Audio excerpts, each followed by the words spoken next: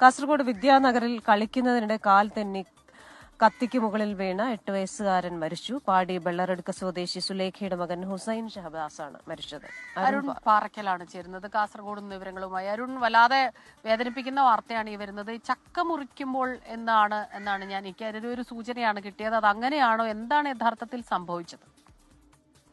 Smitha, Christina, good morning. ഇന്നലെ രാത്രി 7:30 ഈ അപകടം ഉണ്ടാവുന്നത്. വിദ്യാനഗറിൽ പാടിയിലുള്ള വീട്ടിൽ വെച്ച് ഉമ്മ സുലേഖ ചക്ക മുറിക്കുകയായിരുന്നു. ഈ സമയത്ത് കുട്ടി ഓടി വന്ന് കത്തിക്ക് മുകളിലേക്ക് വീണു എന്നാണ് പോലീസും പറയുന്നത്. അത് കാസർഗോഡ് ജില്ലയിലേക്ക് ഉപയോഗിക്കുന്ന പ്രത്യേകതരം കത്തിയാണ്. അത് താഴെ നിലത്ത് വെച്ചാണ് ചക്ക അതിന് മുകളിൽ വെച്ച് മുറിക്കുക. ഇങ്ങനെ ഉമ്മ മുറിച്ചുകൊണ്ടിരിക്കുകയായിരുന്നു. ഈ സമയത്താണ് കുട്ടി ഓടി വരുന്നത്. ഓടി വന്ന കുട്ടി കാൽ തെന്നി കത്തിക്ക് മുകളിലേക്ക് വീഴുകയായിരുന്നു. കുട്ടിക്ക് ഗുരുതരമായി പരിക്കേറ്റു.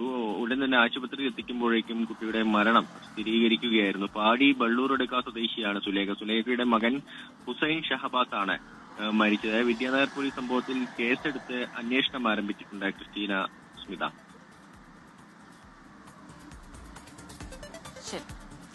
കാസർഗോഡ് നിന്ന് അരുൺ പാറക്കലാണ് വിശദാംശങ്ങൾ നൽകിയത്. ലോകത്തെവിടെയായാലും ഏത് സമയത്തും 24 വാർത്തകളും ഓഗ്മെന്റഡ് റിയാലിറ്റി പാക്കേജുകളും എക്സ്പ്ലെയിനറുകളും വിശദമായി കാണാൻ ഞങ്ങളുടെ യൂട്യൂബ് ചാനൽ നിങ്ങൾക്ക് സബ്സ്ക്രൈബ് ചെയ്യാം.